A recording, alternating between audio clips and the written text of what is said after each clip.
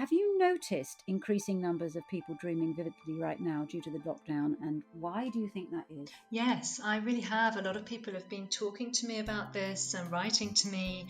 I think it's because, partly because a lot of people are working from home, so they don't have to get up with the usual stress that they get up with. So that means that they're more likely to recall their vivid dreams. We have a phase of REM sleep, rapid eye movement sleep, at the end of a night of sleep.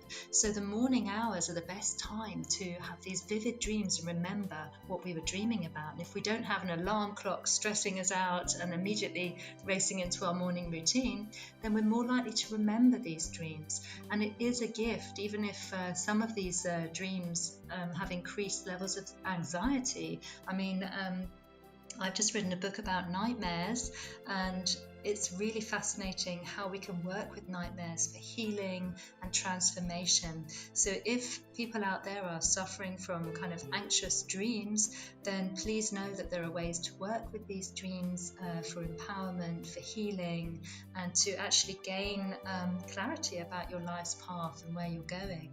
So I see it as a very positive thing that there's about 35 to 40% increase of dream recall at the moment, apparently reported in people because of the lockdown situation.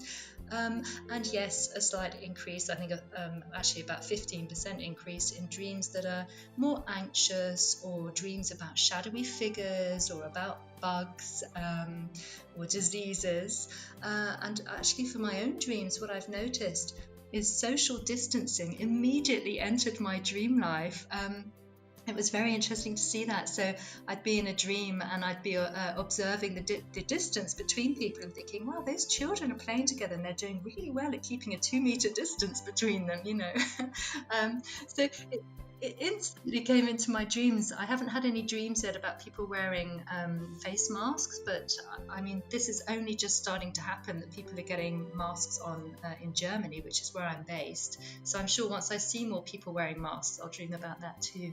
Because dreams do that, don't they? They absorb everything that we're experiencing in our daily life, all our emotions, moods, our preoccupations, and then they put them together in this amazing stream of imagery and give them back to us as a present during the night. And that's a present that we can work with for healing and transformation.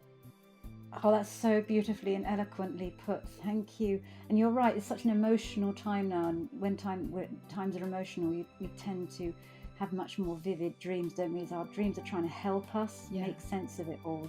That's my take on it. Would you agree? Absolutely, absolutely. That is one of the main functions of dreams, to help us to process emotions. And there are very, very strong emotions around this whole health crisis. Of course, all of us are going to know at least one person who is vulnerable, elderly, has health conditions, and we may feel very worried about them. We may feel worried for ourselves. We may be worried because we've lost our job. I mean, there are so many ways in which this crisis is impacting people. So our dreams are helping us to process all the change that we're going through.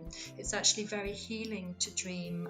It's one of the main functions as well of sleep. You know, we heal on the physiological level through the deep sleep cycles, and then we also have this psychological healing that quite naturally takes place. I sometimes think of nightmares as being a little bit like sort of a volcano. You know, when you have too many very strong emotions, at some point they've got to come out like a stream of lava coming out of a volcano, and that releases the pressure and the tension. So even if we've had a bad dream, it's important to remember, okay, that dream came to help and heal me on some level. On some level, it's helped me to process my emotions, and it might also be a little red flag saying, oh, here's an issue you need to look at. You know, you're getting a bit too anxious. And our dreams often give us solutions as well. So when we work with the imagery, we can actually often really find some wise guidance to help us through difficult periods in our life.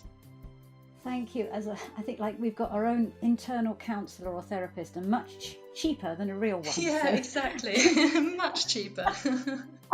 That's true. But I love that you said we're not probably not dreaming more often. We just have the luxury now of slowing down a bit and remembering them. Because a big problem for a lot of people, they think they don't dream, but they are, aren't Oh, they? They're yes. just not remembering. Exactly. It really is true. Yeah, we all dream every single night.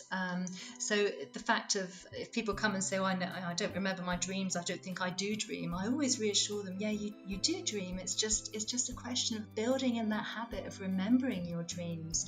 And the perfect time. I mean, we have many mini awakenings during a night of sleep where we can also just say to ourselves as we turn over or shift positions in bed, "What was I just doing? Who was I just with? How was I just feeling?" And then we'll be able to bring the dream back and recall what we've just been doing in it.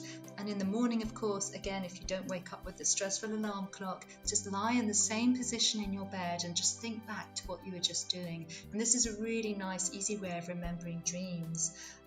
So it's valuable to be able to remember them, and I think more people are going to start remembering their dreams in this period, which is great because it's the perfect time for dreaming. If you think about it, nobody's allowed to travel at the moment, but in our dreams we can fly, we can go wherever we want. In a dream 2 nights ago, a lucid dream, I flew over the blue ocean, and it was so gorgeous. It was such a feeling of freedom because I'm really missing the sea.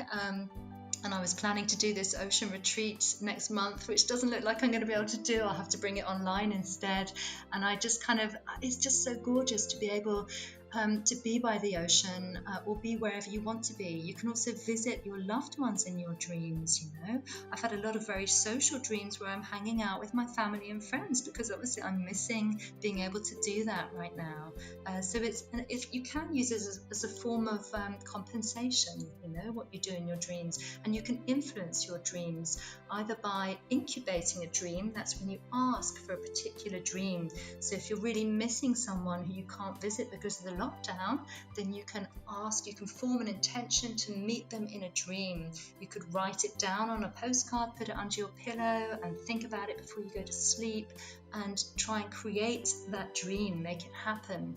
And of course, when you lucid dream, that means when you become aware during a dream that you are dreaming right now, that gives you the ability to be able to guide and shape the dream. So if you become lucid in a dream, you say, "Hey, I'm dreaming right now," you could then decide, "Oh, I want to visit my mother." Or I want to go and see my friends in Australia, whatever it is you want to do. And you can also connect with deceased loved ones in your dreams. Bring them back for a hug, whatever it is you need. So you can really guide and shape those experiences, those dream experiences.